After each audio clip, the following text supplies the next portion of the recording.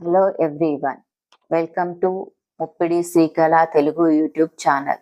కార్తీక పురాణం 30వ అధ్యాయం. కార్తీక వ్రత మహిమ ఫలశ్రుతి.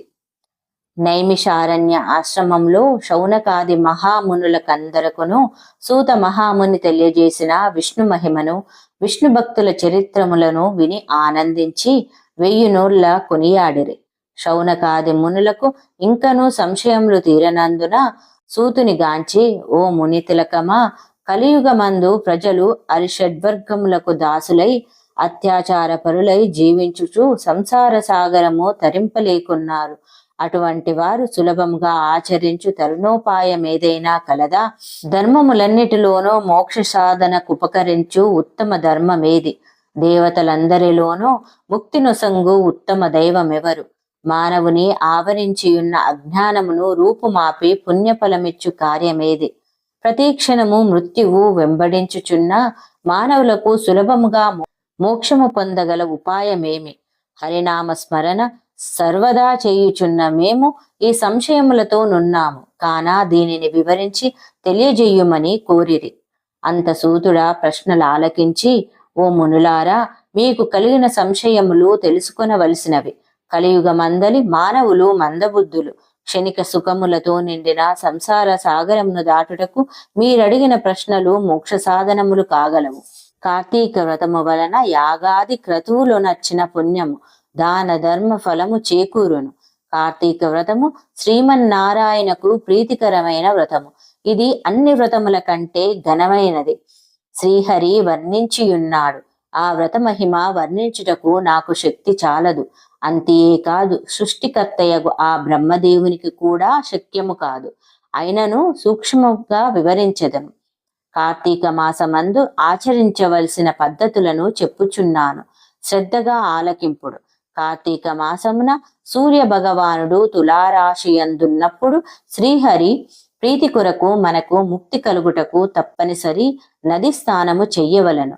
దేవాలయానికి వెళ్ళి హరిహరాదులను పూజింపవలను. తనకున్న దానితో కొంచెమైనా దీపదానం చెయ్యవలను. ఈ నెల రోజులు విధవ వండిన పదార్థములు తినకూడదు. రాత్రులు విష్ణు ఆలయంన గాని శివాలయంన గాని ఆవు నేతితో దీపారాధన చెయ్యవలను. ప్రతిదినము సాయంకాలము పురాణ పఠనము చెయ్యవలను. ఈ విధముగా చేసిన సకల పాపముల నుండి విముక్తులై సర్వ సౌఖ్యములు అనుభవింతురు.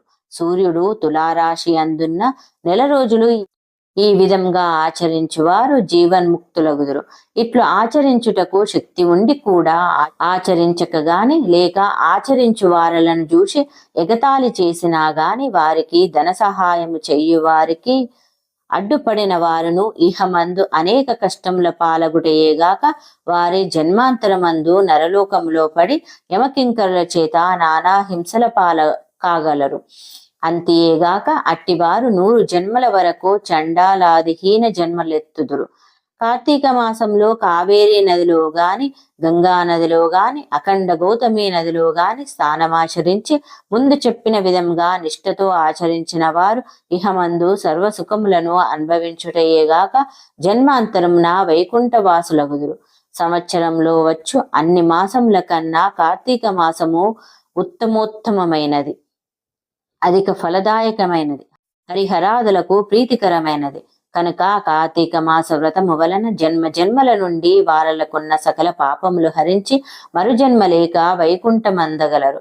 పుణ్యాత్ములకు మాత్రమే ఈ వ్రతం ఆచరించవలననడి కోరిక పుట్టును. దుష్టులకు, దుర్మార్గులకు, పాపాత్ములకు కార్తీక మాసమన్నా కార్తీక వ్రతమన్నా యావగింపు అసహ్యము కలుగును. కాన ప్రతి మానవుడు ఈ పరమసత్యంను గ్రహించి ఇటువంటి పుణ్యకాలమును చేతులారా విడవక ఆచరించవలను.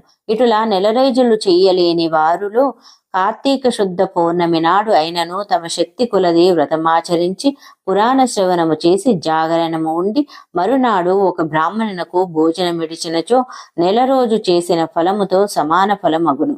ఈ మాసంలో ధనము, ధాన్యము, బంగారము, గృహము, కన్యాదానములు చేసినచో ఎప్పటికీ తరగని పుణ్యము లభించును. ఈ నెల రోజులు ధనవంతుడైనను బీదవాడనైనను మరెవ్వరైనను సరే సదా హరినామ స్మరణ చేయుచు పురాణములు వింటూ పుణ్యతీర్థములను సేవిస్తూ దాన ధర్మములు చేయుచున్న ఎడల వారికి పుణ్యలోకమబ్బును. ఈ కథను చదివిన వారికి వినిన వారికి శ్రీమన్నారాయణుడు సకలైశ్వర్యములు ఇచ్చి వైకుంఠ ప్రాప్తి కలుగజేయును. 30వ ఆఖరి రోజు పారాయణం సమాప్తం. ఓం సర్వేషాం స్వస్తిర్భవతు. ఓం సర్వేషాం శాంతిర్భవతు. ఓం సర్వేషాం పూర్ణం భవతు. ఓం శాంతి శాంతి. పోలి స్వర్గంనకు వెళ్ళు కథ. అనగనగా ఒక చాకలిది. దానికి 4 కొడుకులు 4 కోడన్లు గలరు. ఆ చాకలది 3 కోడన్లు అశ్వయుజ బహుళ అమావాస్య మొదలుకొని కార్తీక మాసంలో ప్రతిరోజు తెల్లవారుజామున స్నానం చేసి దీపములు పెట్టుకొనివారు. ఈ విధంగా 1 రోజులు చేసిరి.